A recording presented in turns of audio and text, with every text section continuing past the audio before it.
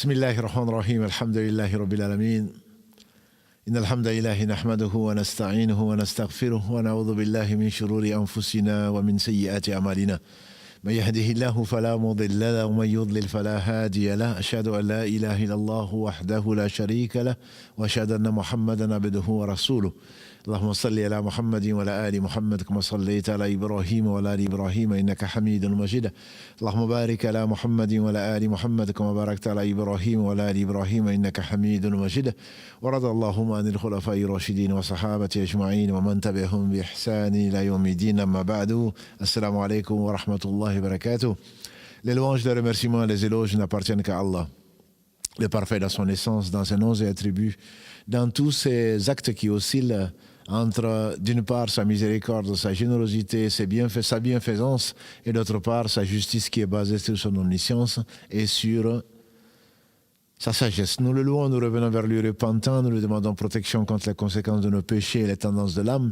Celui qui Allah guide, nul ne saurait l'égarer. Celui qui est privé de sa guidée, nul ne saurait lui montrer le droit chemin. J'atteste donc qu'il est le seul digne d'adoration. J'atteste de la véracité, de l'exemplarité, de la prophétie de Mohammed ibn Abdillah. Qu'Allah bénisse ce prophète, sa famille, ses compagnons et tous ceux qui les auront suivis dans le droit chemin et nous fasse l'honneur d'en faire partie. Et ensuite donc, le mois du jeûne, c'est le mois de Ramadan. Mais on reviendra, Inch'Allah, sur Ramadan. Mais le mois de jeûne, pourquoi jeûner? On peut appeler ça pourquoi jeûner. En effet, Allah a ordonné dans le verset 183 de la Sourate Al-Baqarah, Sourate 2, le jeûne. Tout simplement. On dit que c'était le deuxième lundi du mois de Sha'ban de l'année 2 de l'Hégire. Allah a révélé ce verset. Ba'da a'udhu billahi minash shaitanir rajim. Ya ayyuhalladhina amanu kutiba alaykumus siyamu kama kutiba alal ladhina min qablikum la'allakum tattaqun. Ô vous les croyants, le jeûne vous a été prescrit comme il a été prescrit à vos prédécesseurs afin que vous atteigniez la piété. Qu'est-ce que c'est le jeûne? Le jeûne était, comme Allah le dit dans ce verset, connu des anciens. On sait que Moussa alayhi salam a jeûné ce jour. En effet, un jour meilleur qu'aujourd'hui, le prophète sallallahu alayhi wa sallam est arrivé à Madina. Il a trouvé les Juifs en train de jeûner et il a demandé. Il n'y a pas de hasard. Il a demandé pourquoi vous jeûnez. Ils ont dit c'est le jour, l'anniversaire du jour où Allah a sauvé Moussa et les Banu Israël, les fils d'Israël de Pharaon. La traversée donc de la mer que Allah a rendue sèche à cette occasion-là pour sauver Moussa et les croyants parmi les fils d'Israël et noyer donc Pharaon. Moussa, pour remercier Allah, a jeûné. Et les Banu Israël, ceux qui se proclament en tout cas de la foi judaïque, qui croient à la mission de Moussa alayhi salam, jeûnent. Et donc on sait encore qu'il y a dans la pratique juive, il y a donc le jeûne. Comme Allah nous le dit, le jeûne vous a été prescrit comme il a été prescrit à vos prédécesseurs. Le prophète alayhi salam donc a jeûné ce jour. Il a envoyé un muezzin en train de dire à Madina, ceux qui n'ont pas mangé aujourd'hui qui jeûnent et ceux qui ont déjà mangé, qu'ils arrêtent de manger, c'est un jour de jeûne. Et il a rajouté, nous avons plus de droit de nous réclamer de Moïse alayhi salam. En effet, les musulmans, comme Moussa, sont musulmans, et Moussa l'était. Et donc nous croyons à tous les prophètes sans exception. Par conséquent, leur pratique est une pratique qui nous concerne. Allah a certainement envoyé les différents prophètes avec des variantes de pratiques, avec des lois légèrement différentes, comme la loi mosaïque, que Jésus alayhi salam est venu, comment dirais-je, abroger une partie, confirmer bien sûr la Torah et dans l'évangile, et en même temps qui est venu adoucir. C'est une abrogation de certaines pratiques plus rigoureuses qu'Allah subhanahu wa ta'ala a imposées à ceux qui ont désobéi au prophète Moussa alayhi salam. Donc Allah nous dit, le jeûne vous a été prescrit, alors suivez leurs traces. En effet, nous avons certainement dans les prophètes le père des musulmans Abraham, mais également dans Moïse, dans Jésus, dans David, dans Salomon, dans Ayoub, dans différents prophètes, donc des bons exemples à suivre, puisque Allah les a choisis, c'est les meilleurs hommes que la terre a portés. Jeûner donc, c'est une de leurs pratiques, et on sait effectivement, on dit que Jésus a jeûné dans le désert, Moïse on sait qu'il a jeûné, et également donc les prophètes ont jeûné, et Allah nous dit certainement c'est la même sunna, c'est la même pratique, d'autant plus qu'Allah nous dit il y a un but, c'est pour que vous atteigniez la piété.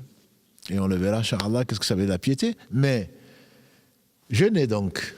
Qu'est-ce que c'est que le jeûne? C'est l'abstinence du manger, du boire, des relations conjugales, du lever de l'aube au coucher du soleil, comme Allah nous le précise dans un autre verset. Le jeûne de la parole existait du temps de la mère de Jésus, Marie, puisqu'elle a dit « Inni nadartu lirrahmani sawma » J'ai donc voué à Ar-Rahman, le miséricordieux par essence, je l'ai voué donc un jeûne. Ça, c'était le jeûne de la parole qui n'a plus lieu d'être, qui a été abrogé. On ne jeûne pas d'un point de vue parole, je décide de ne pas parler aujourd'hui. Non, ça c'est une sunna qui a été abrogée et donc le prophète sallam ne l'a pas montré comme exemple à suivre. Donc le jeûne existait, mais la douceur, non seulement on sait bien sûr, connaître Allah c'est l'aimer, non seulement on sait qu'Allah dit « Kutiba alaykum » je vous ai prescrit. On sait que tout ce qu'Allah subhanahu wa ta'ala a légiféré est certainement le mieux. Ce dont nous avons besoin. La preuve, c'est qu'il nous donne le but pourquoi il nous faut jeûner. Mais, même en le connaissant, on peut sentir de la difficulté à jeûner, puisque c'est s'abstenir du manger, du boire, des relations conjugales, du lever de l'aube au coucher du soleil. Donc on a vu que le jeûne consiste, il y a l'abstinence certes, il y a la durée, mais il y a surtout l'intention de le faire pour Allah subhanahu wa ta'ala, dans la mesure où le prophète alayhi salatu wassalam nous a dit, celui qui jeûne un seul jour pour Allah, Allah éloigne sa face de l'enfer d'une distance de 70 années de marche. Et donc Allah nous préserve de l'enfer. Le jeûne est un moyen qu'Allah nous donne, donc pour nous éloigner de l'enfer, pour nous reformer, pour atteindre donc la piété. Par conséquent, comme si Allah nous disait, peut-être que vous ressentirez un peu de faim, un peu de soif, un peu de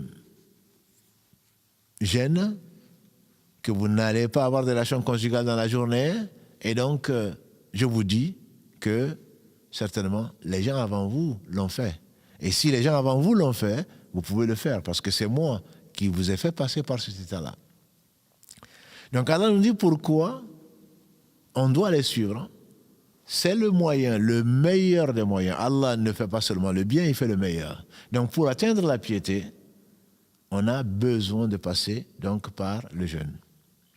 Et cette piété, comme l'ont défini les savants, c'est avant toute chose, c'est le fait donc d'obéir à Allah subhanahu wa ta'ala à partir de la révélation. Mais Nourillah, on fait dire à Talq ibn Habib, qu'Allah fasse miséricorde, il est mort en année 100 de l'Hégire.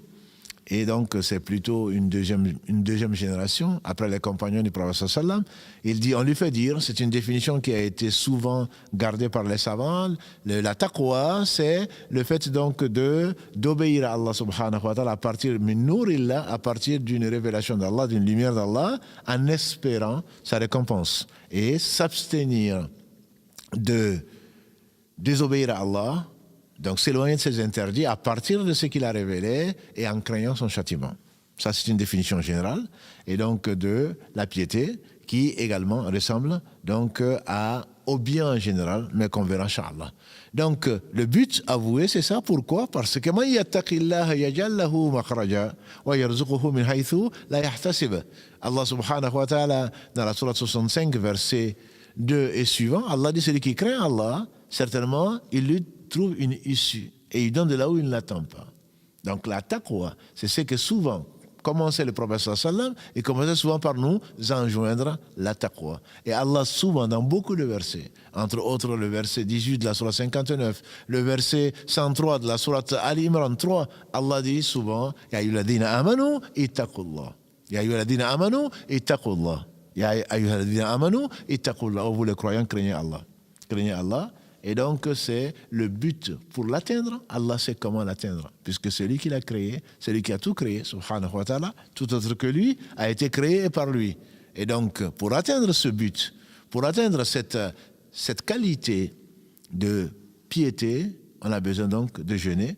Qu'Allah subhanahu wa ta'ala nous facilite le jeûne et qui nous enseigne ce que nous ne savons pas, ce qu'on appelle donc la science utile, qui nous y accompagne. Iyyaka na'budu wa iyyaka nasta'in, c'est toi seul que nous adorons, c'est de toi seul dont nous implorons secours et de l'aide pour pouvoir donc t'adorer. Wassalamu alaikum wa rahmatullahi wa barakatuh.